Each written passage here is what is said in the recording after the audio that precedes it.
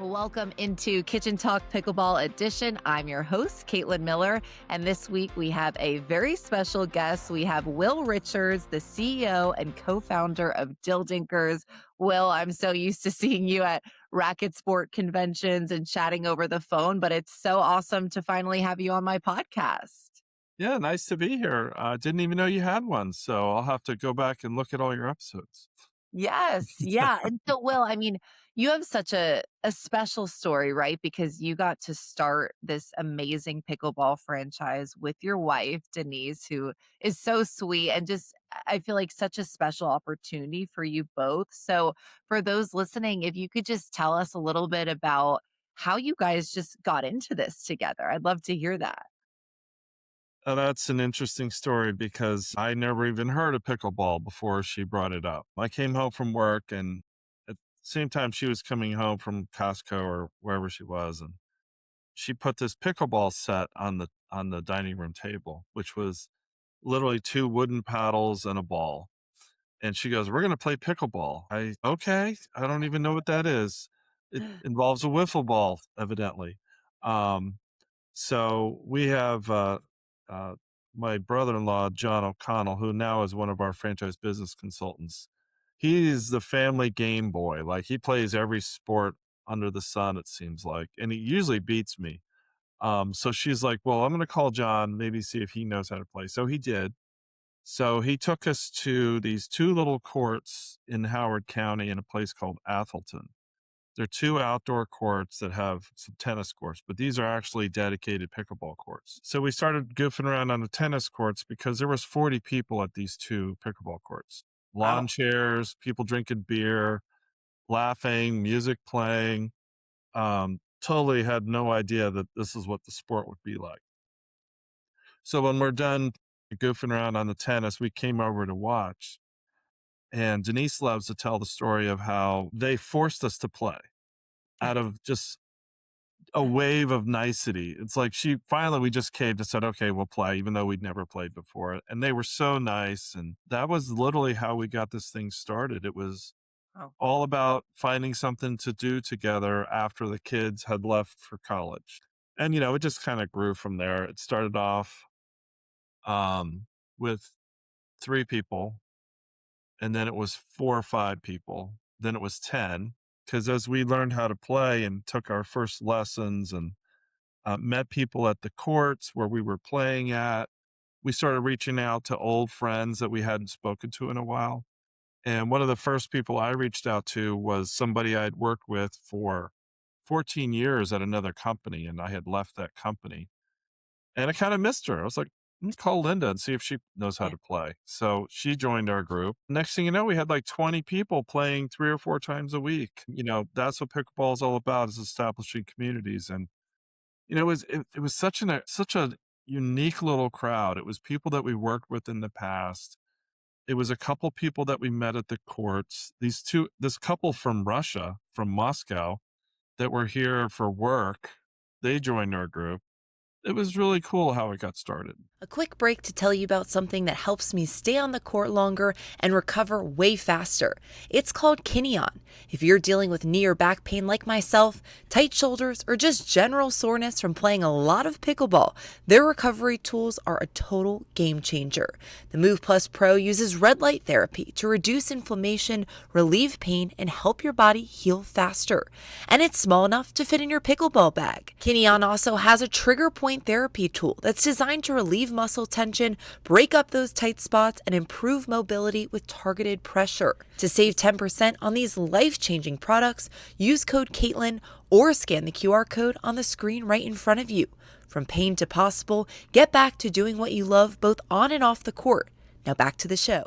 That's amazing. Wow. And to reach out to people you hadn't spoken to in a while, and then it brought you and your wife together after the kids left the house. I mean, that is so special. And then when were you guys just like, well, this, brought so much into our life. We have to build these communities nationwide, or how did it like pop? Like, let's create Dill Dinkers and go all across the country.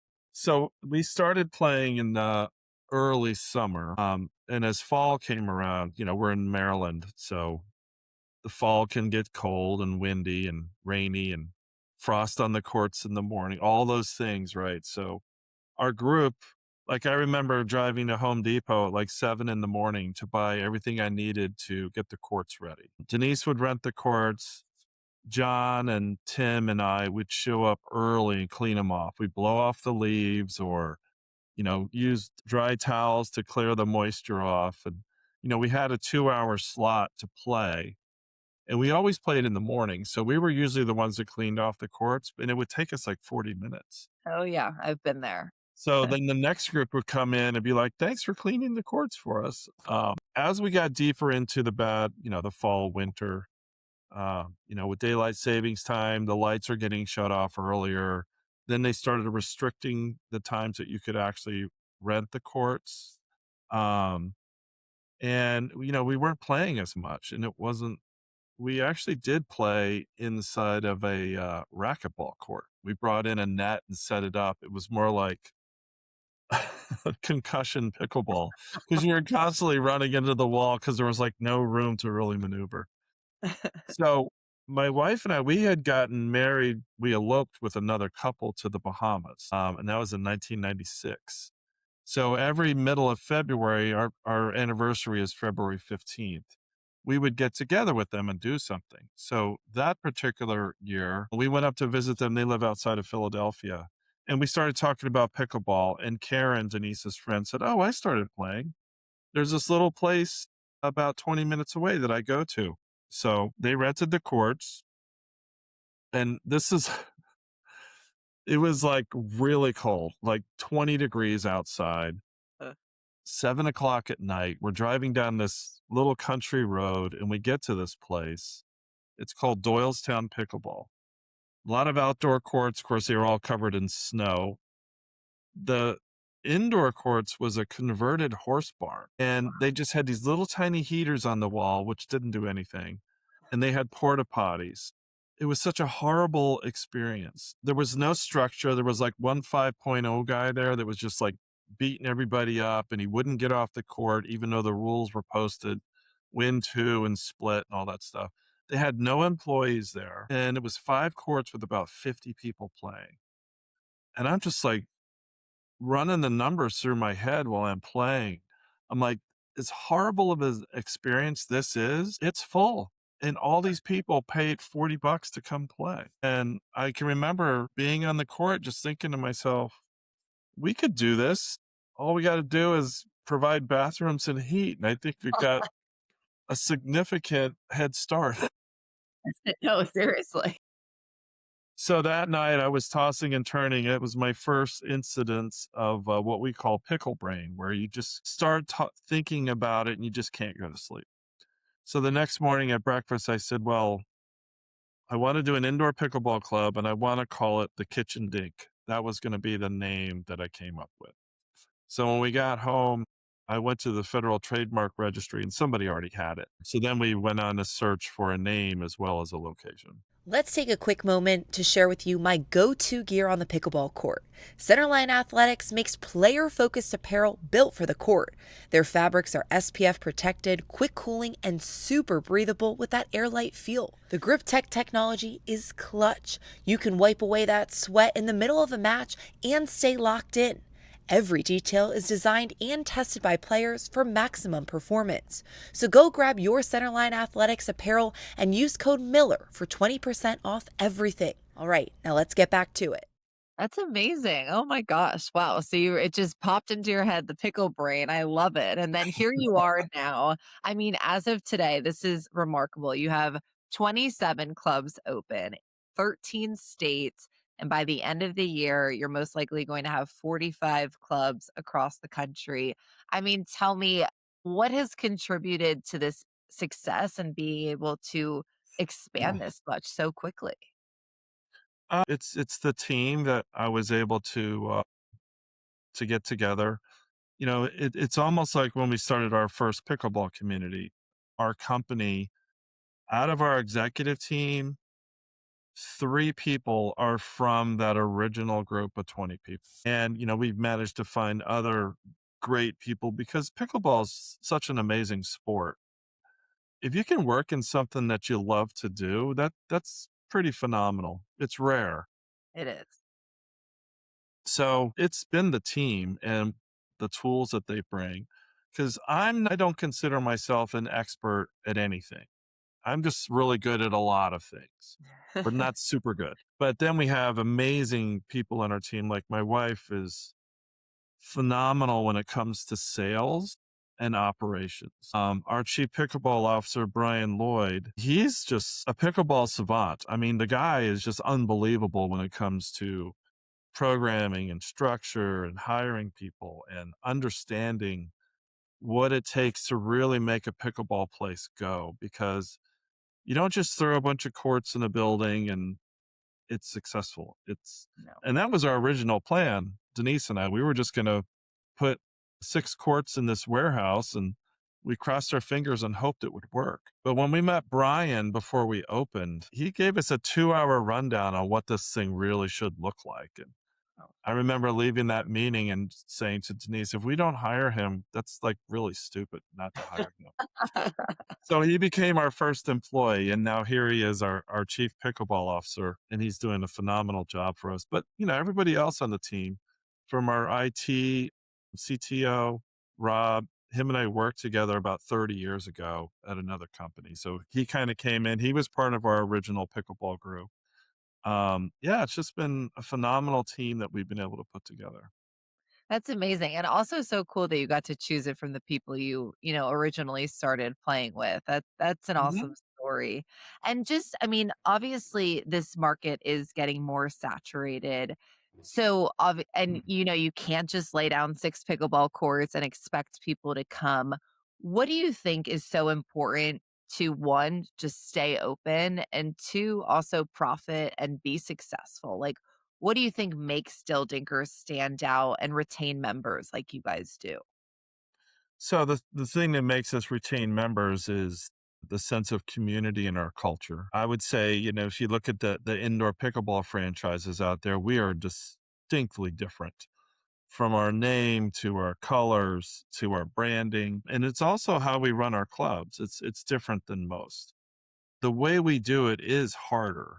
Um, I mean, you can open a club and just have open play all day, but you're not going to get the type of results that we get. I don't know everybody's numbers concretely, but when I look at their FTDs and I can kind of extrapolate things, we have the highest court revenue per court in the industry, from what I can tell, based off of what people have shared with us. And we have clubs that I have no idea how their revenue per court is like off the chart. I never would have thought it was possible, but we have clubs that do that. So the programming aspect, the sales aspect, the culture, all that is what drives us currently with our clubs. But when we started all this, there was very few indoor pickleball facilities. Yeah. You could probably count them on 2 hands. But I also knew if this was successful, there was going to be a lot of competition. So we structured things early on, and the philosophy I use, it's called a defensible lease.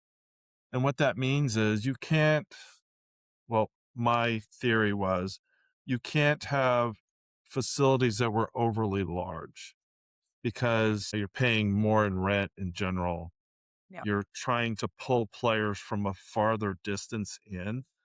And as competitors open up, pickleball players will only travel about 20 minutes consistently to play more than once a week. Like when we first opened our first club, we had people driving an hour to come and play.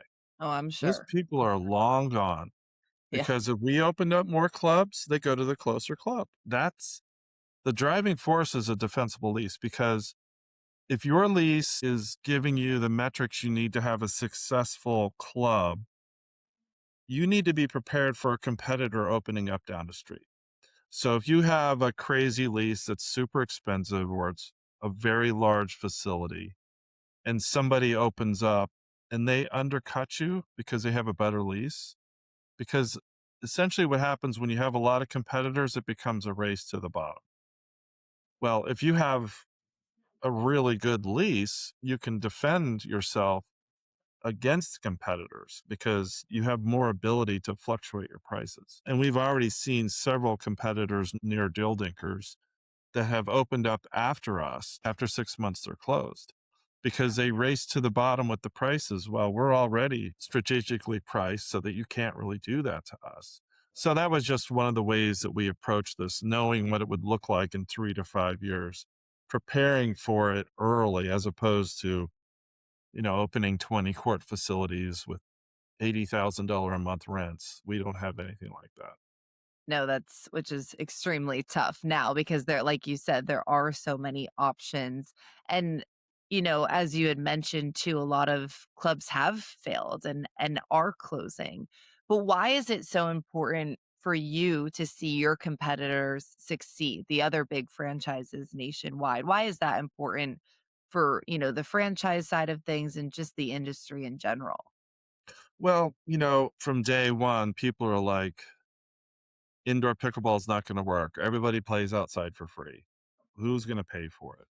And we run into those arguments all the time. It's all about offering the most consistent product but you also have to have a return on investment. So, to give you an example, one of our competitors is closing a location and they called us to take over the lease. And I'm looking at it, I'm like, there's no way we would approve this.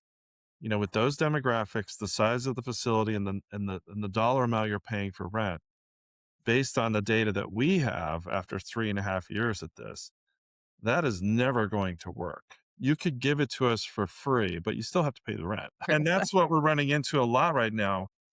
At least once, twice, sometimes 3 times a week, people are calling us to take over their facilities. And there's only been two out of the dozens that have called us that we've actually pursued, either flipping them to become a Dill Dinkers or taking them over completely. We have people that build outs of $2 or $3 million that they're not even open for a year. And I feel bad for them, but you can't. The story I like to tell is the gold rush from the 1800s when everybody went to California.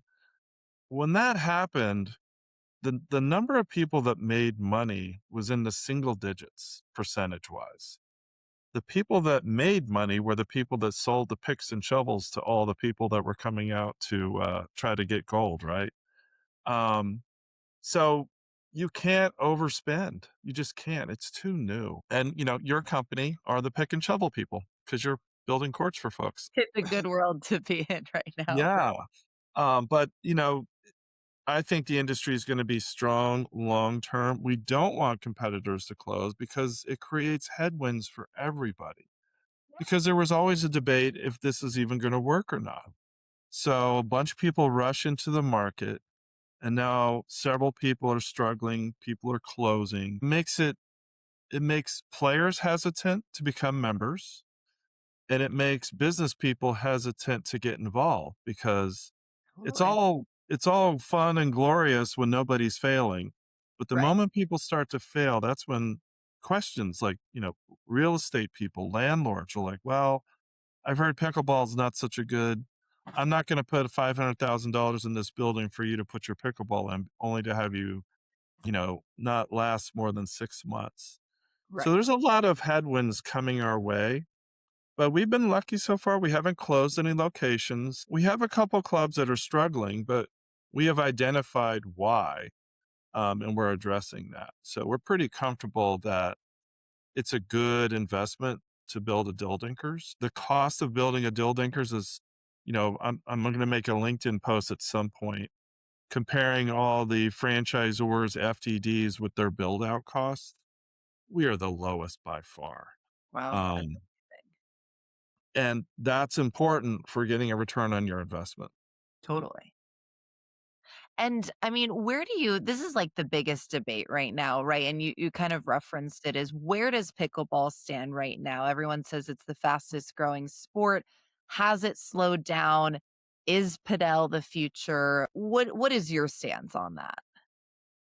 So I think it is definitely slowing down. Um, like I was mentioning earlier, there are some headwinds now compared to 2 years ago. And I was having a conversation with somebody the other day about, because I run into each other at these conferences all the time. Yes. The people that aren't at the conferences anymore, the people that started and now we're gone. There's a whole list of people that have flash in the pan, come and gone. I think it's going to continue to grow at a smaller rate. I think there's going to be a slowdown of people rushing into the business. And I do think there's going to be some sort of reset. It may be happening now. All the clubs that are calling and saying, take us over, clubs that are closing. I saw somebody on LinkedIn just last night, their club is closing and they were looking for a job. So we're still hiring. So, send her an email, send Yeah, us your resume. It's going to settle down. You can't be wild, wild west forever. This industry is going to mature. I mean, we see that with MLP too. The early hype of MLP seems to be flatlining a little bit and becoming more mature. The last couple of MLP events I went to, there's not people walking around on stilts anymore, handing out. It's really settling down a lot, which is interesting. natural. I mean, businesses go through the hype cycle and then there's the mature cycle. And then at the other end of that is where the healthy businesses come out the other side. Totally. And if someone, listening is interested in becoming a franchisee, what do you kind of, look for in a franchisee and how can they potentially work with you?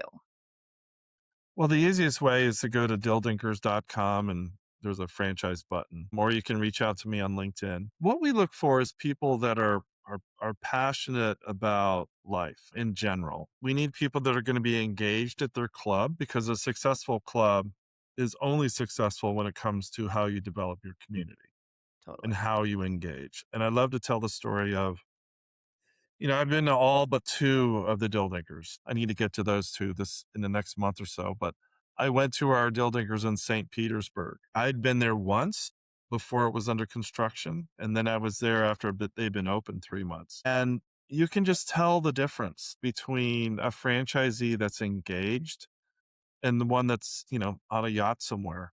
We Yeah, want the people that are engaged because I walk in and there's our franchisee slash regional developer, Lisa Gottel. She's right there. She's like, oh my God, Will, I didn't even know you were coming.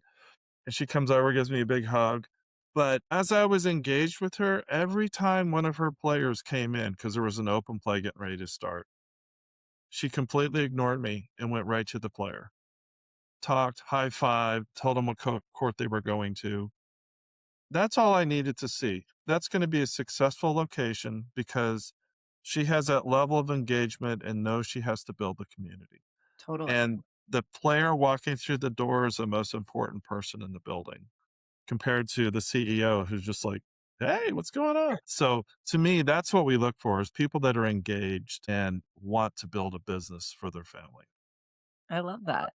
And just one last thing before you go. Obviously, you've had a successful career prior, but what has made, this whole journey and getting involved with pickleball and with your wife and sounds like some good friends, old colleagues, what has made this so special for you and your family? It came out of left field. My job prior to this was government contracting. I'm working at the White House, the Pentagon, the FDA. I'm stuck in traffic in DC on any given day for 2 or 3 hours. No idea I was ever going to do this because I had owned businesses before, but I've been in nonprofit work for a very long time, managing companies. So this has just given us a certain level of freedom where we can get up and do what we want to do. We can build this thing out. There are certainly days it's frustrating. I make less now than I made working for the man, if you will, but it is so incredibly rewarding, especially when you go into a club for the first time and they have it. They have the community, they have the interaction. We have a couple clubs that aren't quite there yet, but that's why you're a franchise. You're going to go in and you're going to show them what it is that they're supposed to be doing correctly. But overall, it's just been a wild ride. And another interesting thing is not only is the community of players that play at our clubs, it's the community of regional developers, franchisees, and people that work for Dill Dinkers. And then it's meeting people like yourself, the people out there selling the picks and shovels. Yeah. We have amazing relationships with Yola, Court Reserve, you guys at Court Kings. The list just goes on and on. Our partnership with Pickleball Central.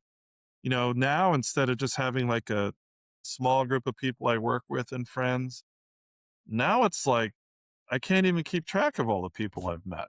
It's crazy.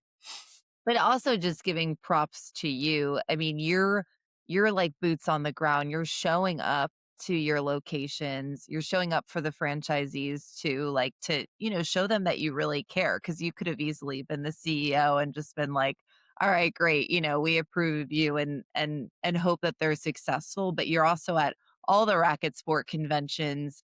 You're so active on LinkedIn. It feels like you're all across the country at all times. So just like big props to you and Denise and Brian and really just your whole team for it just shows that you guys care and are passionate and want to see each one of your locations be successful. And that's hard to do. That takes a lot of time. It's funny that comes from my days at Domino's Pizza. I was there in the late '80s through the early '90s, and you know, a really good book to read for anybody that's either going in business or in business. It's called Pizza Tiger. Huh? It's the book that was written by Tom Monahan, the founder of Domino's Pizza. And you want to read a story that's like an earthquake seismograph of business, up, down, almost went out of business 3 or 4 times. But one of the things that really stuck with me with Domino's was visiting stores, meeting people that work for you, meeting people that support your stores, because you're all in it together, and you can't just be sitting in in your cushy little office sending emails. You got to get out and meet people. And, that to me is one of the things that makes our brand stick out is everybody knows our people. When we go Yep. to these conferences, there's Will, there's Brian, there's Denise. People walk up to us, and it's pushing out the Dill Dinkers culture to the world. Not quite. What is the word I'm looking for? Not quite a cult, maybe a little A cultish, family, a a team. family. But yeah, it's been a really really fun ride. Well, that's awesome. Well, to anyone listening, go check out Dill Dinkers. I'm sure they have a location near you, or if you're traveling. And then if you're interested in becoming a franchisee, you can check out Will Richards on LinkedIn or go to their website. And Will, thank you so much for sharing your story. A lot of good advice, too, just for people, in the franchise world looking to get into pickleball. I think it's been great to hear. So thank you for coming on, Will, and we'll stay tuned to see who will join us in the kitchen next time.